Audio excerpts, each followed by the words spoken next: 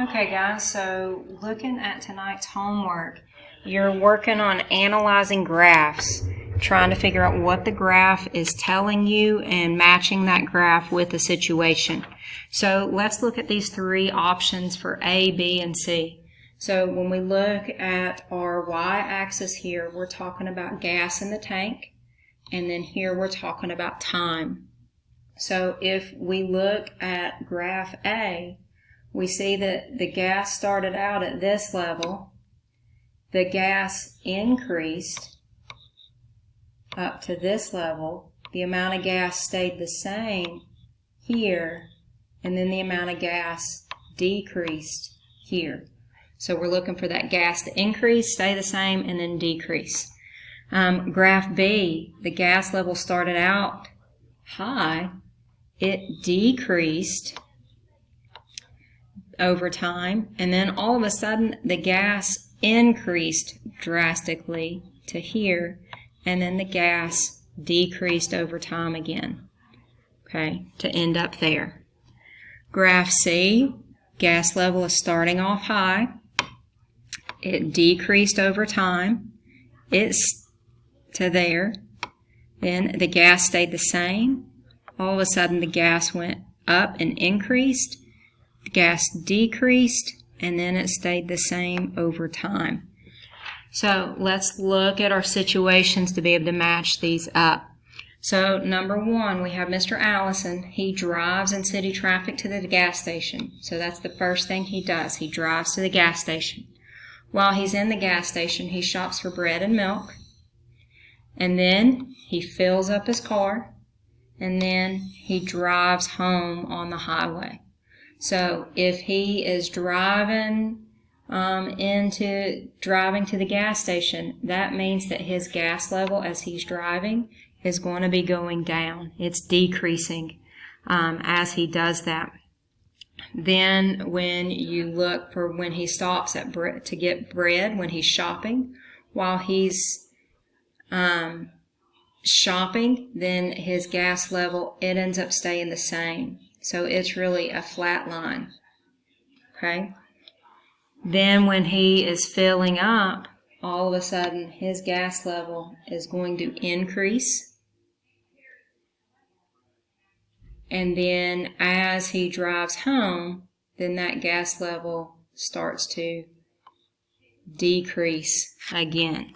So looking at those graphs, looking for that gas where it decreases, stays the same, increases, and then starts to decrease again. So that will be where you're looking at your graphs. So if I'm looking for that pattern, okay, decreasing, staying the same, it increases, then it starts decreasing, and then all of a sudden he's at home. So number one, C is going to be the answer. Number two, okay, we look at number two, okay, he fills up his car at the gas station. He gets a car wash, so that means that he's staying still at the gas station, and he's also visiting with the manager at the gas station. And then he drives to the next town on business. So his gas, he starts out when he's leaving, so he's at the gas station, and his gas is going to increase. Then as he's sitting in the gas station while he's getting his car washed and things, that gas, it stays the same. And then when he drives going home, his gas is going to decrease. So you have the choices between A and B to be able to choose between. Number three, you're going to choose whichever one you didn't use up top to be able to write a story for. So some kind of description that's going to describe what happened in that graph. Remember that you're talking about the volume of gas in the tank compared with the time in relation to the time. Okay, looking at the bottom for number four. So number four, it's telling you Jenny starts her walk at home. So she started out at her house. And the graph shows her distance from home in relation to time. So write a story that could be represented by the graph. So we have 0, that's at home. We know that over here, Jenny has returned to home. So as she went and she went farther and farther and farther until she got to be 6 miles away from home. She stopped walking at that point. She was not getting farther. Then it changed and she started walking away from home again up to here. Then it stayed the same. Okay, she's not going farther. Now all of a sudden her directions change. Now she's going closer to home. She stops again. She stays the same distance doing something.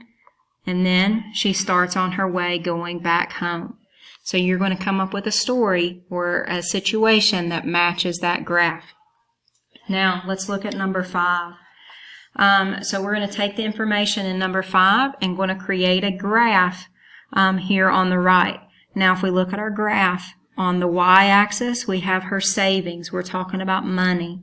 And then on the x-axis, we're talking about time. So Yolanda took 16 weeks to save money for a trip. For the first 8 weeks, she saved $50 each week. So if she's doing that for 8 weeks, I know that 8 weeks times $50, that means that in 8 weeks, Yolanda has saved $400. Okay? So when we look at our graph, if I'm going to estimate 8 weeks, I know that 400 is going to be how much she ended up with at that point. Then the next 4 weeks, Yolanda did not save any money, okay? So 0 money.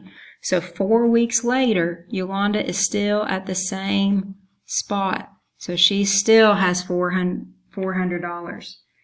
Then Yolanda saved $50 a week for 4 weeks. So 4 weeks, and again, she's saving $50 a week. So that means she's gotten $200 more dollars. So we're going to go up to 200. Okay?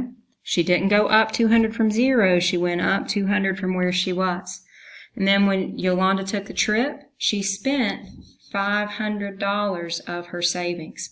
So all of a sudden, she lost $500. So I've got to come down $1, 2, 3, 4, $500 to bring us down here.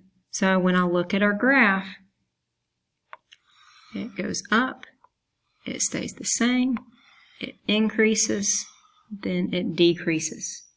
Now, number 6, using your graph, you're going to find the amount of money Yolanda had left after her trip. So looking at that information, how much money did she have after she saved it all? Then she spent a bunch of money, and so how much does she have at the end?